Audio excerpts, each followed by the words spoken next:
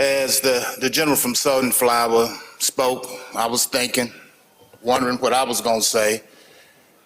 And I thought about the 19 years I've served in this body. I've been to this well many of times on vote ID. One late night debate, we voted to bring casinos on shore after Katrina. And as I sat there, I thought about the first day of session.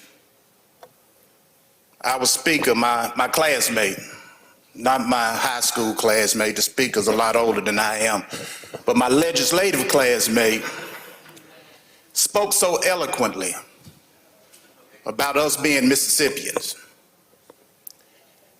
The speaker said that a lot of things divide us and we debate a lot of issues, but at the end of the day, we agree on more things than we disagree. The speaker spoke about kazoo. He spoke about America's music. He even spoke about hot tamales. And when I sat there and I thought about America's music and I thought about hot tamales, do we know where why hot tamales became such an integral part of our society here in Mississippi? At the turn of the century, when you had northern flight, when African Americans left the oppression of the Mississippi Delta and started going north for economic opportunities, there was a void of labor in this state. In and around Greenville, gentlemen from Washington, they brought in Mexican immigrants. They brought in Mexicans to come in to help get crops out of the field, and they brought a Mexican dish to the Delta, which are tamales. American music was birthed from the blues, and the blues was birthed in the cotton fields of the plantations throughout the South. That is who we are. That's our history. And as we said, our history has not always been good. It has not always been bad, but it's who we are.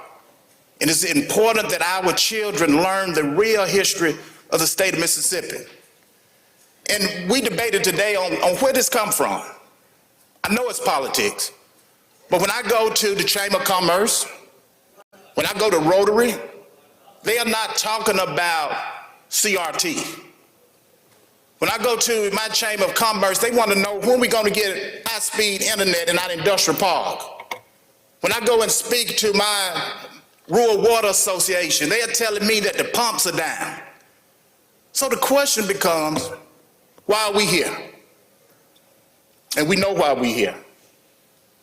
It's political. It's politics.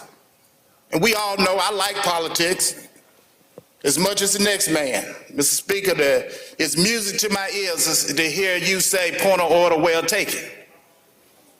I like it, but in Mississippi, certain things should be off limits. Certain things is hidden below the belt.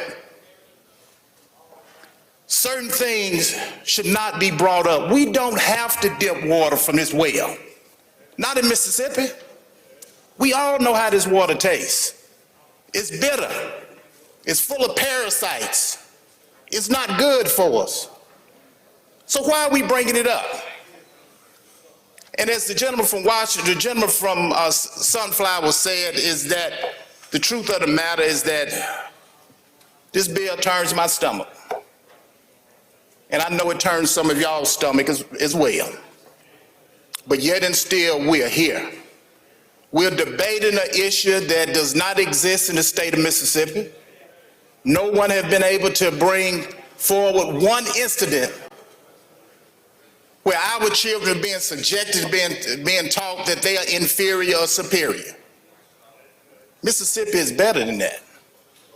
I think it's an insult to the citizens of this state to tell them that we got to throw this issue out to you in order to galvanize you, in order to win elections.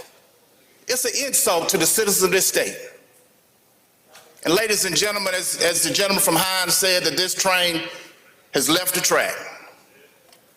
It's heading into history. And each one of us gonna have to search our soul. And when that board light up, we're gonna have to punch either the green button or the red one. But whatever we do today is gonna be recorded. It's gonna be recorded. As the gentleman from Sunflower said, that generations to come is gonna look and wanna take a look on how grandma, or my great-grandfather, took a vote. Where did he stand on this issue? And some things should not be played in politics. Thank you, Mr.